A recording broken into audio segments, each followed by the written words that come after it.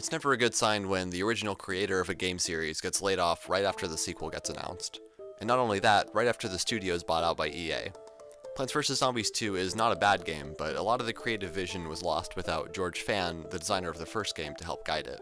Sequels that are iterations on the original should improve on small details in as many ways as possible, but it almost seems like the opposite happened with Plants vs. Zombies 2. The sequel kind of goes backwards on a lot of details, such as dynamic difficulty, which is a way that some games approach balancing difficulty for different skill levels of players. It just means that the game automatically gets easier or harder based on how well you're doing.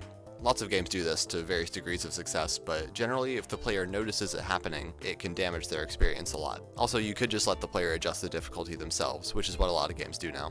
An extreme example of dynamic difficulty would be the golden leaf in Mario games. While it doesn't force it on you, it glows and makes noises at you once you die on a level a couple times. And it never goes away until you take it or beat the level. It's very in your face, and if you take it, it completely trivializes the whole level. Not a good way to go about it. So back to Plants vs. Zombies, both games did have some form of dynamic difficulty.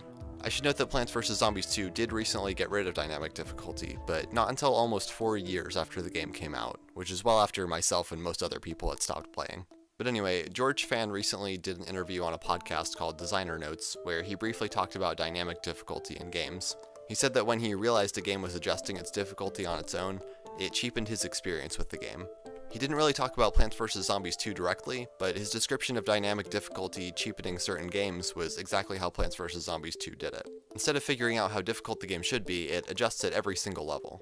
You only have to win one level before it starts raising the difficulty. And it's noticeable too, because it directly affects how much plant food you get each level, which is basically how many power-ups you get.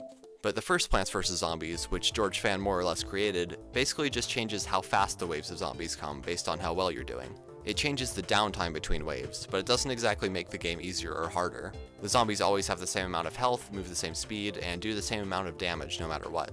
It's really closer to dynamic pacing than dynamic difficulty. This makes it more intense for better players and more relaxed for casual players, but it doesn't cheapen the experience at all.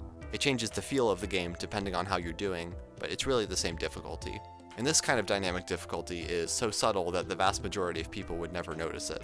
But what's great is that even if you do notice it, you don't feel patronized. It doesn't feel like you beat a dumbed down version of the game because you weren't good enough. It just fine-tuned itself a little. I'm curious what people's opinions on dynamic difficulty are, so if there's a game you think did it well or not so well, let me know in the comments. Alright, thanks for watching.